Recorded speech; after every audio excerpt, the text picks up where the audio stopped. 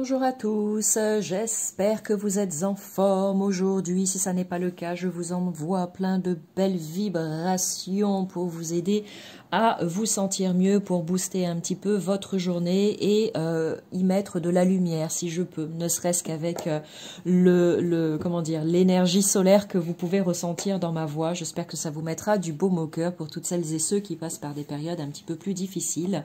Voilà, en tout cas, c'est mon envie, mon désir, mon intention et j'espère que ça arrive jusqu'à vous de l'autre côté de l'écran. Bienvenue sur cette vidéo, je suis Lily Oracle, thérapeute énergéticienne et cartomancienne. J'ai plaisir à partager avec vous ma passion des cartes, de la cartomancie, mais pas que. Donc n'hésite pas, tu cliques sur la cloche en bas à droite de la vidéo si tu veux t'abonner. N'hésite pas à aller farfouiller sur ma chaîne pour voir un petit peu tout ce que je te propose en termes de vidéos. Aujourd'hui, pas de présentation de jeu, mais plutôt une vidéo pour toutes celles et ceux qui aiment utilisez les cartes, que ce soit pour votre bonheur personnel ou bien pour aider les autres, d'accord. J'en profite aussi pour te dire qu'il y a déjà plein de petites vidéos qui sont disponibles en ligne sur ma chaîne pour t'aider à progresser dans ton apprentissage de la cartomancie. De la même manière, si tu souhaites, si tu es vraiment novice, que tu n'y connais rien, ou même si tu t'y connais un tout petit peu mais que tu veux pas faire tout ça, je propose, je le rappelle, des mini-formations. Voilà, on part sur le principe de 2 heures. Si ça te plaît et si tu as envie de progresser, bah, tu reprends 2 heures et encore 2 heures et encore 2 heures. Mais à la base, voilà, c'est 2 heures que l'on passe ensemble. On est je t'appelle en visio, on est en face à face. Donc c'est vraiment un temps que nous prenons, un temps que tu t'offres et un temps que je prends pour toi pour répondre à toutes tes questions et vraiment t'aider le mieux possible dans ton apprentissage du tirage de cartes pour t'aider pour faire en sorte que tu puisses ne serait-ce qu'à la fin de ces 2 heures, te faire un petit tirage pour répondre à toutes les questions que tu peux te poser. Et plus tu vas te former, bien évidemment, et plus tu vas progresser. Mais bon, c'est l'apprentissage qui fait ça aussi, bien évidemment, qui t'aide dans ce sens-là. Et au bout d'un moment, eh bien, tu auras la possibilité de réaliser des jolis tirages de cartes pour toi, pour t'aider dans ton quotidien, dans le domaine professionnel, sentimental, relationnel, etc. Mais pourquoi pas aussi aider tes copains et tes copines, tes collègues de travail, ta famille, ou pourquoi pas aussi à titre professionnel sur le long terme. Tu as en barre d'infos sous cette vidéo tous les liens qui te permettent d'accéder à mon site internet si tu veux en savoir plus sur les prestations que je propose. Et si toutefois tu as envie d'être accompagné par Lily, eh bien j'en serais vraiment la plus heureuse. C'est vraiment une initiation, une formation, tu l'appelles comme tu veux, qui est adaptée en fonction de ton niveau, en fonction de l'oracle que tu souhaites utiliser et approfondir pour tes tirages, pour tes guidances.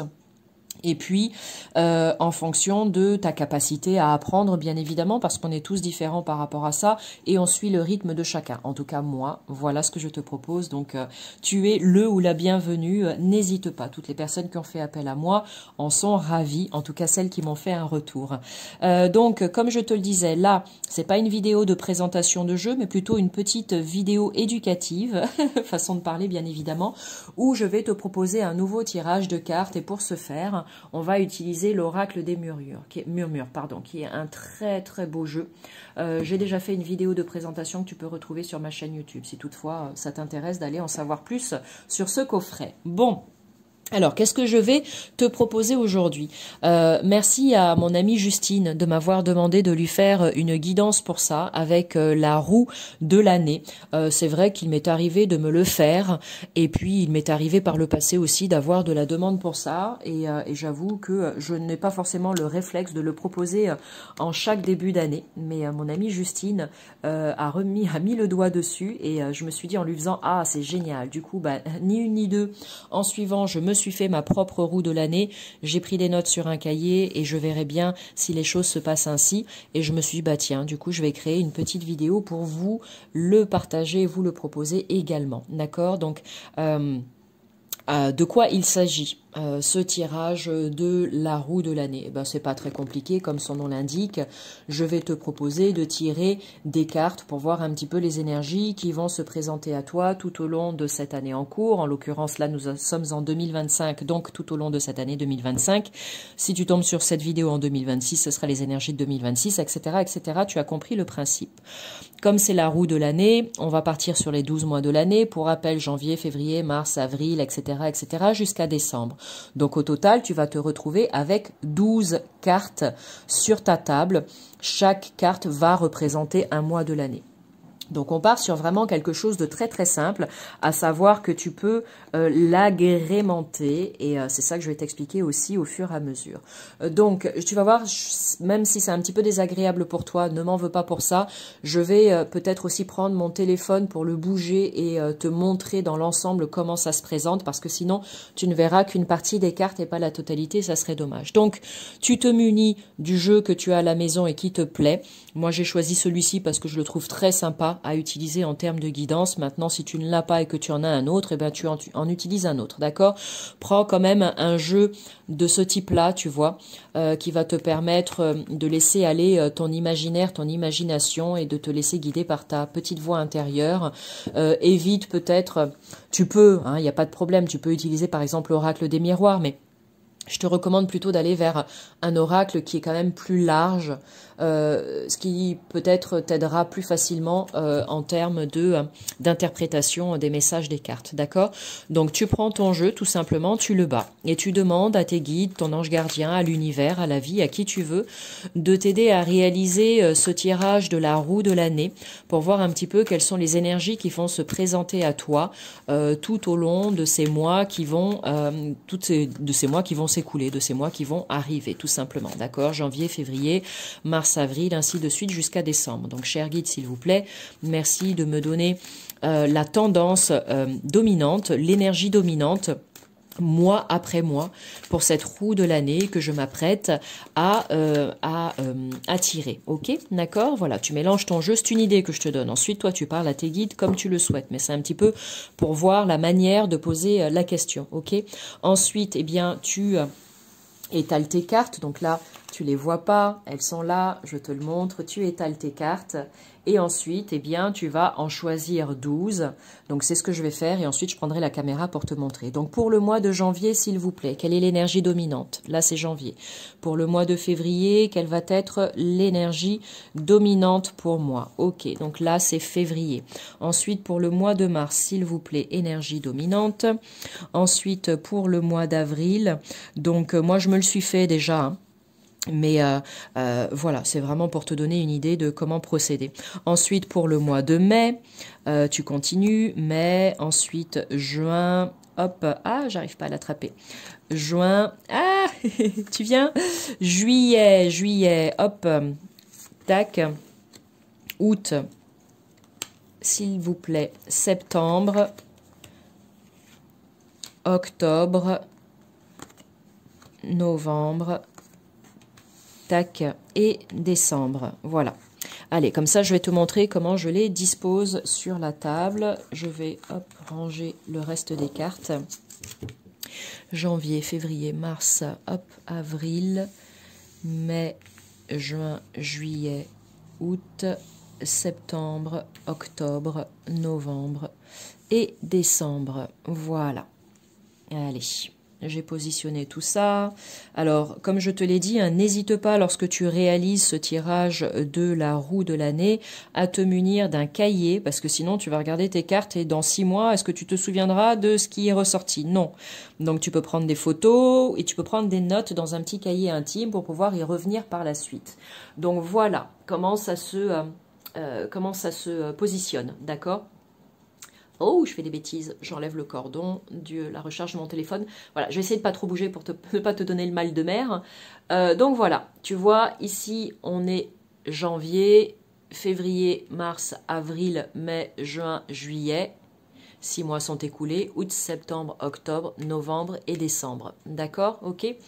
Donc voilà comment tu peux positionner tes cartes et ensuite, bien évidemment, tu vas les retourner les unes après les autres et tu prendras le temps de voir un petit peu les messages qui sont là pour toi. Donc, ou bien tu pars sur quelque chose de simple comme ça et tu utilises juste un jeu. Sinon, tu peux venir compléter les informations en utilisant un autre jeu et en venant recouvrir les cartes. Donc moi, hier, par exemple, j'ai fait ça. Je me suis pris, bon, je les ai plus sur la table, j'ai pris un oracle que j'adore. Je me suis tiré une carte d'ouverture de guidance pour le passage en 2025. Donc j'ai tiré cette carte, je l'ai regardée avant d'observer les 12 cartes là des 12 mois à venir pour m'imprégner en fait de cette première énergie d'ouverture de guidance et voir un petit peu le passage de 2024 à 2025. Voilà. Ensuite, cette carte, je l'ai mise ici sur le côté tout simplement. Donc j'ai tiré les 12 là et ensuite au milieu, là dans l'espace qui est vide là, j'ai utilisé un troisième oracle où j'ai demandé un message de clôture en fait. Et il y a une carte qui a sauté, qui est tombée et je l'ai mise ici face cachée et c'est la dernière carte que j'ai retournée en message de clôture après avoir observé les 12 mois. D'accord? Et sur les 12 mois, je n'ai pas utilisé que ce jeu-là. J'ai mis 3 cartes à chaque fois. Donc, j'ai utilisé celui-ci, l'oracle des murmures. Par-dessus, j'ai mis une carte, je ne sais plus, mince. Une carte de ce jeu, bah, je l'ai plus, je les ai plus à côté. J'ai tout rangé aujourd'hui, donc je n'ai plus. Enfin bref, j'ai mis 3 cartes.